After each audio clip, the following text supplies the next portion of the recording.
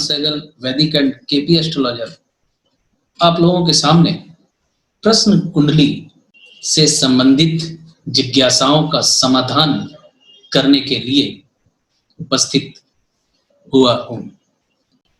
तो इस वीडियो का पहला मुद्दा ही यही है, प्रश्न कुंडली विचार वैदिक एस्ट्रोलॉजी के अनुसार। ज्योतिष के कुंडली देखने के 3 विभाग होते हैं। एक जन्म कुंडली, दूसरा वर्षफल कुंडली। वर्षफल कुंडली भी एक्चुअली ताजिक ज्योतिष के अनुसार बनती है। ऐसा कहा जाता है कि ताजिक ज्योतिष जो है यानी वर्ष कुंडली जो बनती है या जो वर्षफल बनता है, ये भारतीय ज्योतिष का अंग नहीं है। मैंने ऐसा ही पढ़ा है, और किसी ज्ञानी ने कुछ और पढ़ा हो तो वो अलग बात है। अब मैं जो कह रहा हूं वही अंतिम सत्य है, ऐसी कोई बात मैं यहां दावा नहीं करता। तीसरा महत्वपूर्ण विभाग है प्रश्न कुंडली का। इनमें आप समझ सकते हैं कि प्रश्न कुंडली का महत्व बहुत ऊपर रहता है। कारण इसका यह है कि जन्म के समय कुंडली में जन्म समय को लेकर कई बार संशय देखा जाता है जातकों में। तो वो संशय अगर होता है और जन्म कुंडली की दशा अंतर्दशाओं के अनुसार अगर हम किसी नतीजे तक पहुंचने में कामयाब नहीं हो पाते, तो फिर प्रश्न कुंडली का सहारा लिया जा सकता है या लिया जाता है। और बहुत से ऐसे त्वरित प्रश्न होते हैं जिनका उत्तर हमें हाँ या ना में चाहिए होता है। तो उन प्रश्नों के उत्तर के लिए प्रश्न कुंडली या कृष्णमूर्ति पद्धति के अनुसार जिसे होरारी कुंडली कहा जाता है, ये दोनों चीजें एक ही हैं। तो यहां मैं प्रश्न कुंडली ही कहूंगा, क्योंकि केपी की प्रश्न कुंडली की जब बात करूंगा तो मैं होरारी शब्द का इस्तेमाल ज्यादा करूंगा आप लोगों के सुनने वालों की सुविधा के लिए। यहां सीधी सी बात यह है कि जन्म समय पे जब एक बालक का या एक इंसान का जन्म होता है तो उसकी उस वक्त की कुंडली बनाई जाती है और उसी के अनुसार उसके जीवन का फलादेश हम करते हैं। ठीक उसी तरह प्रश्न कुंडली बनाई जाती है। यानी यहां रूल ये है कि एक प्रश्नकर्ता के मन में जिस वक्त प्रश्न का जन्म हुआ उसी को जन्म समय मान लिया जाता है और उसके अकॉर्डिंग जातक के प्रश्नों का उत्तर दिया जाता है।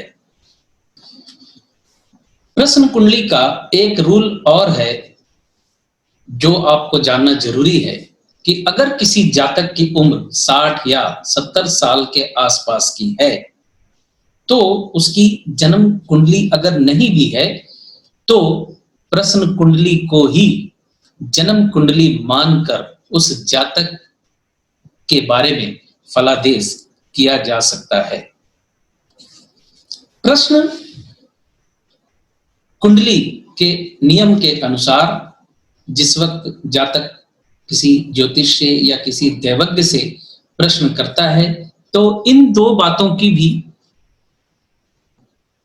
बहुत जरूरत होती है। पहली शर्त यह है कि शुद्ध सात्विक विचार होना चाहिए। दूसरा, जिज्ञासा वास्तविक होनी चाहिए। यहां शुद्ध सात्विक विचार से कहने का मतलब यह है कि जातक मेरा शत्रु कब मरेगा या किसी फलाने ढिमकाने का कब नुकसान होगा, इस तरह के प्रश्न जातक ना तो ज्योतिष से पूछे और न ही ज्योतिष ऐसे किसी प्रश्न पूछने वाले जातक का उत्तर दे, यानी उस जातक के प्रश्न का उत्तर भी न दे। दूसरी शर्त यह है प्रश्न कुंडली की सटीकता के लिए, फलादेश की सटीकता के लिए, कि जिज्ञासा आपकी वास्तविक होनी चाहिए, यानी आपकी समस्या वास्तविक होनी चाहिए। इसे आप यूं समझ सकते हैं कि क्रोसिन खाने से जातक का बुखार उतर जाता है, लेकिन अगर जातक को बुखार ही नहीं होगा तो क्रोसिन किसी काम नहीं आएगी। तो जिज्ञासा वास्तविक होनी चाहिए। आजमाने के लिए किया गया प्रश्न ज्योतिष से उसका उत्तर सही नहीं आता है।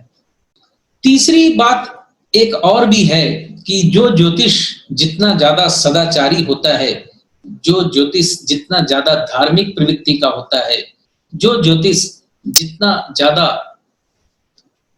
सात्विक विचारों वाला खुद भी होता है, उसके फलादेश की सटीकता भी उतनी ज्यादा होती है। आप यहाँ ये प्रश्न नहीं कर सकते कि ज्योतिष का तो एक रूल है और उस रूल के अंतर्गत सात्विक विचार वाला या तामसिक विचार वाला कोई भी फलादेश करे, उत्तर तो वही आएगा। जी नहीं, ऐसी बात नहीं होती। इंट्यूशन भी एक चीज होती है जिसे छठी इंद्रिय कहते हैं, और तामसिक विचार वाला उस बिंदु को शायद सही तरीके से पकड़ ही नहीं पाएगा जिस बिंदु को पकड़ लेने से जवाब निकल जाता है। महत्वपूर्ण बिंदु एक और है कि अगर प्रश्नकर्ता या जातक ज्योतिष के पास साफ मन से अगर नहीं आया है, तो एक ज्योतिष या ज्योतिषाचार्य कैसे समझे कि वो साफ मन से प्रश्न नहीं कर रहा। तो प्रश्न करते वक्त जब एक जातक आपके पास आ रहा है और वो आपसे किसी भी चीज से संबंधी प्रश्न कर रहा है, जैसे कि कुछ लोग आके झूठ बोल सकते हैं कि मेरा फलाना नुकसान हो गया है, देखिए तो जरा वो मुझे रिकवर करेगा कि नहीं करेगा, मेरी कोई चीज गुम हो गई है।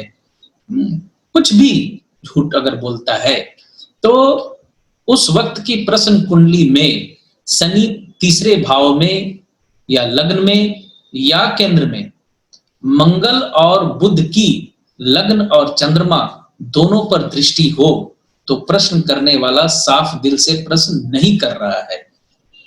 तीसरे भाव में खास करके अगर शनि है तो एक रूल ये पक्का जान लीजिए कि जैसे कोई न्यूज अगर आपको दे रहा है, मतलब आप समझिए कि किसी ने आपको आके कोई खबर की कि फलानी जगह झगड़ा हो गया है या फलानी जगह कोई एक्सीडेंट हो गया है, ऐसा सुनने में आया है, क्योंकि जो आपको बता रहा है उसने भी अपनी आंखों से देखा नहीं है। आप प्रश्न कुंडली खोलिए, अगर उस वक्त तीसरे भाव में शनि देव बैठे होंगे तो इसका मतलब जो र्यूमर आप सुन रहे हैं वो झूठ है, वो बात घटित नहीं हुई है।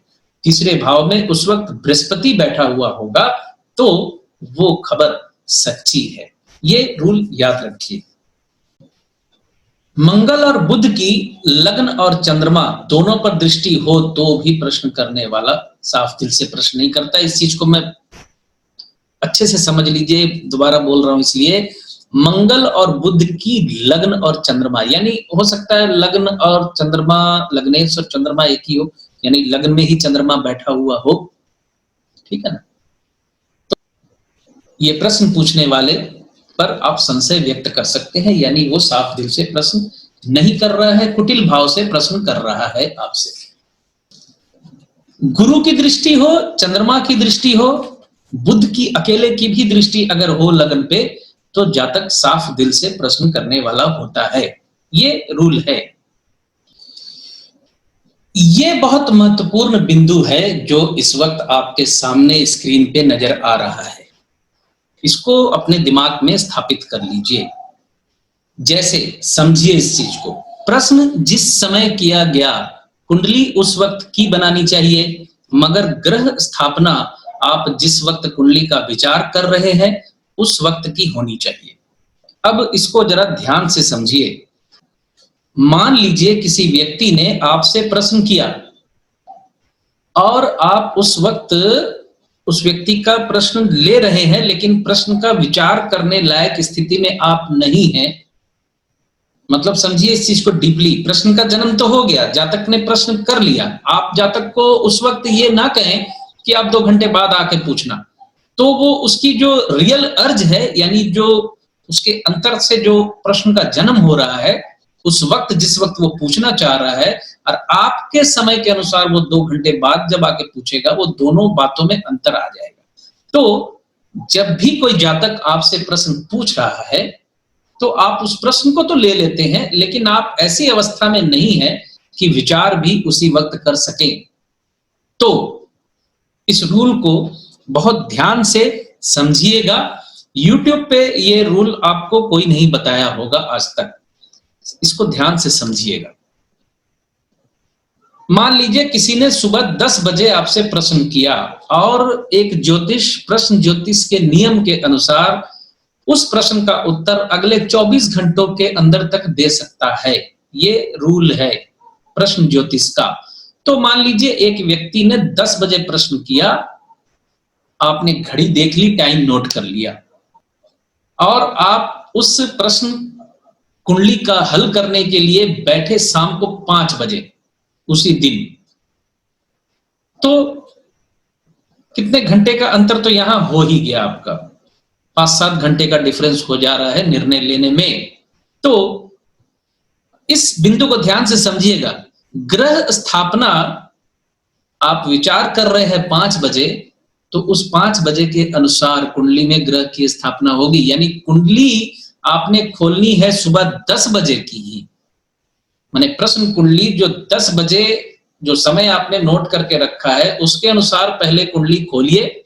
अब दूसरी कुंडली खोलिए 5 बजे की, और 5 बजे कौन सा ग्रह कितनी डिग्री पे है और 5 बजे ही कौन सा ग्रह किस भाव में है, उसके अनुसार से कुंडली में ग्रह की स्थापना होगी। अब आप कह सकते हैं कि 5-7 घंटे में क्या परिवर्तन होगा? हो सकता है कोई परिवर्तन ना हो, ग्रहों की डिग्री के जरा से इधर उधर, यानी चंद्रमा की डिग्री थोड़ी ज्यादा हिली हुई मिलेगी आपको और बाकी ग्रहों की डिग्री तो वैसे ही होगी। उसमें तो कोई खास अंतर आने वाला नहीं है। लेकिन जरा सा सोचिए, हो सकता है 10 बजे प्रश्न किया जातक ने और 5 बजे आप जब विचार करने बैठ रहे हैं उस दौरान चंद्रमा ने राशि बदल ली। ये बड़ा नॉर्मल सी बात है कि चंद्रमा राशि बदल सकता है। तो सुबह 10 बजे चंद्रमा मान लीजिए अगर मेष राशि में था और शाम को 5 बजे तक चंद्रमा अगर वृष राशि में आ गया है, तो प्रश्न कुंडली में चंद्रमा को आप वृष राशि में रख के ही जातक के प्रश्न का उत्तर आप देंगे। अच्छा, यहाँ एक बात और भी है कि जरूरी नहीं है कि चंद्रमा ने ही घर बदला हो। अगर ऐसा भी हो सकता है कि मंगल ने घर बदल लिया 12 बजे, या हो सकता है शुक्र ने घर बदल लिया, माने कोई भी दूसरा ग्रह भी अनफॉर्चुनेटली या फॉर्चुनेटली हो सकता है उस 5-7 घंटे के दौरान राशि परिवर्तन कर रहा हो। कोई ग्रह सुबह 10 बजे 29 डिग्री 55 कला के आसपास का हो तो अगले 2-4 घंटों में उसने राशि बदल ही लेनी है। तो ये कोइंसिडेंट हो सकता है, लेकिन चंद्रमा का कोइंसिडेंट तो हो ही सकता है किसी भी वक्त। ठीक है, तो मैं समझता हूं ये बात आपके सामने क्लियर हो गई होगी कि कैसे प्रश्न जिस समय किया था उस समय की कुंडली खोलनी है और जवाब देते वक्त जिस वक्त हम विचार कर रहे हैं कुंडली में ग्रह स्थापना उस समय के अनुसार होनी है। एक बात लगे हाथ में और बोल दूं कि मान लीजिए सुबह 10 बजे मेष लगन की कुंडली खुल रही थी और जब विचार करने के लिए आप बैठ रहे हैं उस वक्त कुंडली खुल रही है 7 घंटे के अंतर में, मान लीजिए सिंह लगन की कुंडली खुल गई या कन्या लगन की कुंडली खुल रही है, तो आपने कन्या लगन की या सिंह लगन की कुंडली के हिसाब से नहीं करना है विचार उसका, आपने मेष लगन की कुंडली के हिसाब से ही कुंडली बनानी है। ग्रह स्थापना अपने 5 बजे के समय के अनुसार करनी है, 5 बजे का लग्न नहीं लेना है आपने। ठीक है, ये बहुत विचारणीय बिंदु है जो मैंने आपके सामने यहां रखा है। भावेश वक्री ग्रह के नक्षत्र में हो तो सफलता मिलने में संदेह होता है। भावेश से यहां मतलब यह है कि जिस भाव से संबंधी प्रश्न होगा उस भाव के लॉर्ड को भावेश कहा जाता है। मान लीजिए किसी ने प्रेम से संबंधी प्रश्न अगर पूछा है तो पंचमेश का लॉर्ड कोई भी हो लग्न के अनुसार मान लीजिए मेष लगन की कुंडली में पंचमेश सूर्य है, लेकिन सूर्य अगर वक्री ग्रह के नक्षत्र में है तो प्रेम में सफलता में संदेह उत्पन्न हो जाता है। दूसरा महत्वपूर्ण बिंदु ये है कि प्रश्न कुंडली में एकादश भाव का बहुत ज्यादा महत्व होता है किसी भी बात के हाँ या ना बोलने के पीछे। हालांकि एकादश भाव जन्म कुंडली में भी महत्वपूर्ण होता है, क्योंकि एकादश भाव जो है प्राप्ति का भाव होता है। किसी भी भाव से संबंधी प्राप्ति को कंफर्म जो करता है एकादश भाव करता है। तो प्रश्न कुंडली के वक्त एकादश भाव यह भी सुनिश्चित करता है कि एकादश भाव का लॉर्ड किस स्थिति में है, यानी सफलता एकादश भाव के लॉर्ड ने देनी है, वो किस अवस्था में है। तो एकादश भाव का स्वामी यानी एकादश भाव का लॉर्ड वक्री ग्रह के नक्षत्र में हो तो सफलता मिलने में देर होती है। ये एक रूल है। दूसरा रूल बहुत याद रखने वाला है, ध्यान से समझिए इसको। अगर एकादशेष खुद वक्री है, यानी एकादशेष वक्री होकर वक्री के नक्षत्र में हो तो सफलता नहीं मिलेगी।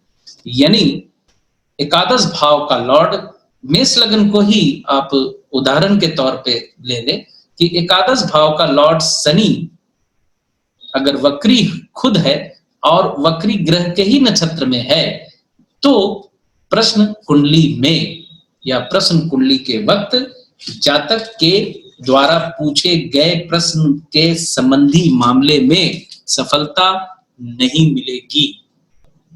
मैं समझता हूं मैं ये समझाने में आपको कामयाब हो पाया हूं जो कहना चाह रहा हूं। एकादश भाव का स्वामी यहां भी वही समझिए कि अगर शनि है और किसी वक्री ग्रह के नक्षत्र में अगर वो है, भले शनि खुद ही कहीं भी बैठा हो, अगर वक्री ग्रह के नक्षत्र में है तो सफलता में देर होती है।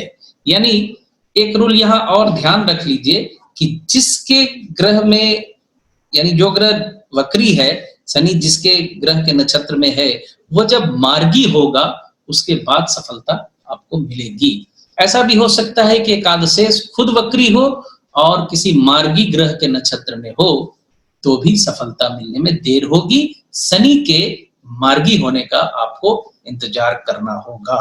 और ये सबसे स्पष्ट रूल है कि अगर एकादशेष खुद वक्री होकर वक्री ग्रह के ही नक्षत्र में अगर चला गया है तो सफलता नहीं मिलेगी। अब एक चीज और ध्यान रखिए यहाँ कि यही रूल कृष्णमूर्ति पद्धति में भी लागू होगा, ये याद रख लीजिए, क्योंकि जब मैं कृष्णमूर्ति पद्धति की होरारी कुंडली के बारे में बताऊंगा तो यही इसी बात को मैं वहां भी शायद दोहराऊंगा। तो एक ही रूल लागू होगा वहां भी। कर्क, वृश्चिक, मीन ये फलदायी, वृष, तुला, धनु, मकर, कुंभ अर्ध फलदायी और मेष, मिथुन, सिंह, कन्या थोड़ा निराशाजनक राशियां होती हैं। यहाँ ग्रह जिस राशि में बैठा होता है प्रश्न विचार के समय, राशि के इस स्वभाव को भी आपने कंसीडर करना है। यहाँ मैं सीधे तौर पे आपको उदाहरण के तौर पे बता देता हूं कि विवाह से संबंधी या संतान होने से संबंधी प्रश्न जब भी होगा, कर्क, वृश्चिक, मीन राशि में अगर वो ग्रह बैठा होगा भावेश यानी संतान से संबंधित, तो पंचमेश, तो फल सफलता मिलने का परसेंटेज जो है बढ़ जाता है। और वृष, तुला, धनु, मकर में अर्धफलदायक, कुंभ में, मेष, मिथुन, सिंह, कन्या में निराशाजनक स्थिति बनती है। हालांकि किसके ग्रह में है, कहां प्लेसमेंट है, ये भी मायने रखता है, लेकिन ये बेसिक है, इसको ध्यान में रखना है आपने। प्रश्न कुंडली का एक सबसे महत्वपूर्ण बिंदु ये भी है कि जब एक जातक की इच्छा शक्ति ज्योतिष से प्रश्न करने को प्रेरित करे तभी उसे ज्योतिष से मिलना चाहिए। मूल मुद्दा जो है प्रश्न सच्चा होना चाहिए, यानी ज्योतिष को या ज्योतिष शास्त्र को आजमाने के लिए किया गया प्रश्न ज्योतिष में उसका उत्तर गलत आ जाता है। यही इस शास्त्र का नियम है। हम इस शास्त्र के नियम से बाहर नहीं जा सकते। प्रश्न कुंडली के बारे में एक और बहुत गूढ़ तथ्य ये है कि अगर जातक के पास उसकी जन्म कुंडली नहीं है तो प्रश्न कुंडली को ही जातक की जन्म कुंडली मानकर फलादेश कर देना चाहिए। 90% मामलों में सटीक बैठता है ये नियम। ये बहुत महत्वपूर्ण बिंदु है आपके लिए जो प्रश्न ज्योतिष को समझना चाहते हैं। जातक की पूछने की भावना साफ हो, अच्छी हो और ज्योतिष या दैवज्ञ साफ मन से ईश्वर को याद करके, ईश्वर को साक्षी मानकर, अगर ईश्वर को याद करके और ईश्वर को साक्षी मानकर अगर प्रश्न कुंडली को ही उसकी जन्म कुंडली मानकर अगर फलादेश करता है तो उसके फलादेश में सटीकता आती है। 90% मामलों में 100% तक आ जाती है। ये मैं खुद कर चुका हूं और ऐसा अक्सर कर देता हूं मैं कि कोई जातक अगर अपनी जन्म कुंडली नहीं बता पाता, जो कहता है कि जन्म कुंडली मेरे पास नहीं है, तो सिर्फ प्रश्न कुंडली को ही ईश्वर को प्रार्थना करके मैं जातक का फलादेश कर देता हूं। और ज्यादातर मामलों में, मैं फिर कह रहा हूं 90% तक मामलों में फलादेश सही जाता है, क्योंकि पूछने वाले की मंशा और बताने वाले की मंशा दोनों यहां साफ है। इस मामले में डिवाइन पावर हेल्प करती है एस्ट्रोलॉजी को। देखिए, एस्ट्रोलॉजी डिवाइन पावर का ही खेल है, कोई अपने हिसाब से इसको नहीं चला सकता। इत्थशाल, इस शब्द को आपने सुना होगा ज्योतिष में, खास करके प्रश्न कुंडली की चर्चा के दौरान। मैं आपको ये बताता हूं कि एक्चुअली इत्थशाल का मतलब क्या होता है। इत्थशाल को आप इस तरीके से समझिए कि एक ग्रह धीरे चलता है, यानी स्लो मूविंग प्लैनेट है शनि जैसा, और चंद्रमा या शनि से स्लो चलने वाला कोई भी प्लैनेट शनि के पीछे से सामने आ रहा है, तो निश्चित तौर पे चंद्रमा या किसी भी स्लो मूविंग प्लैनेट की डिग्री एक वक्त पे आकर शनि की डिग्री से मैच करेगी एक बिंदु पे। इसी को इत्तिसाल कहते हैं। और जिस जगह पे ये डिग्री मैच करती है उसी वक्त अकॉर्डिंग टू प्रश्न ज्योतिष घटना घटती है। ये इत्तिसाल का नियम है। अब शनि सबसे स्लो प्लैनेट है।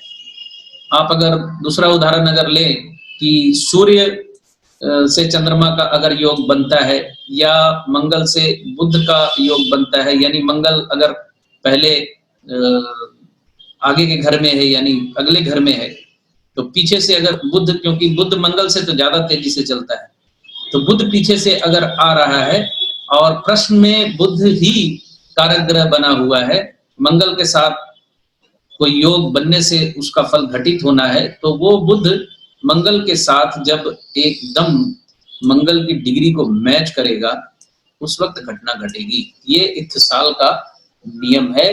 प्रश्न ज्योतिष में इत्तिसाल शब्द का मतलब, प्रश्न कुंडली का ये भी एक बहुत महत्वपूर्ण नियम है और इससे संबंधी प्रश्न भी पूछे जाते हैं। मतलब कि प्रश्न कुंडली से हम कितने प्रश्न पूछ सकते हैं।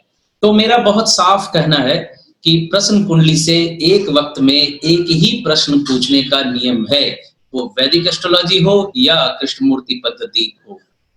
तो फिर भी बहुधा ये प्रश्न पूछा जाता है कि क्या हम एक से ज्यादा प्रश्न नहीं पूछ सकते।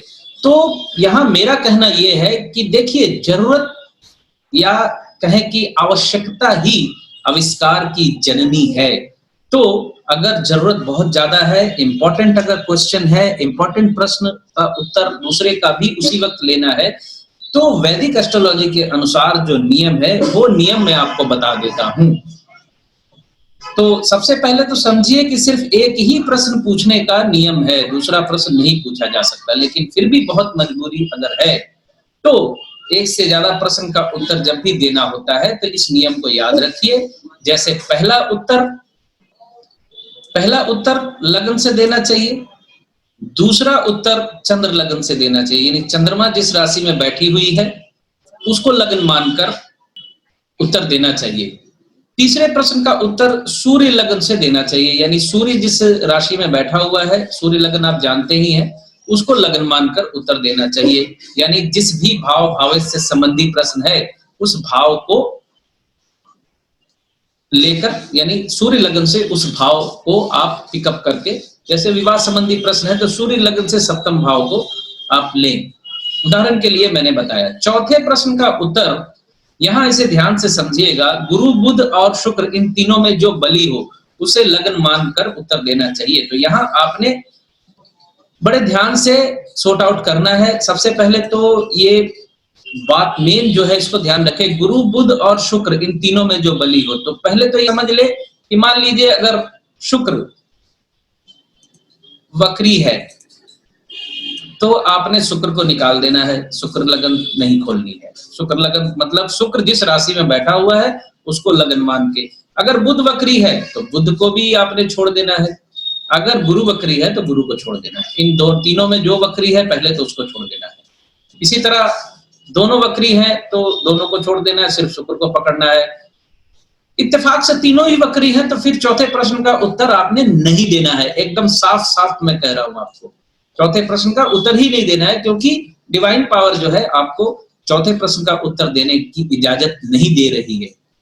ठीक है, अब आप समझे कि इन तीनों में अगर ये तीनों वक्री नहीं है तो इन तीनों में जो बली है उसको लेना है। तो बली कैसे देखते हैं वो आप वैदिक एस्ट्रोलॉजी के अनुसार समझ लीजिए कि गुरु अगर उच्च राशि में है तो बली है, गुरु अगर स्वग्रही है तो बली है। इन तीनों में जो स्वग्रही होगा उसे ले लीजिए, इन तीनों में जो उच्च होगा उसे ले लीजिए। ठीक है ना। अब तीनों में कोई अगर नीच होगा तो उसको तो छोड़ देना है एकदम सीधे तरीके से। तो ये क्राइटेरिया है आपको पकड़ने का कि कौन सा ग्रह बली है। उस बली ग्रह की लगन को खोलकर चौथे प्रश्न का उत्तर देना चाहिए। नियम वही है कि शुक्र लगन या गुरु जिस राशि में बैठा हुआ है उसको लगन मान के जब आप उत्तर देते हैं तो जिस भाव से संबंधी प्रश्न पूछा गया है उस भाव से आप उस प्रश्न का उत्तर दे सकते हैं। ठीक है, इजाजत दीजिए।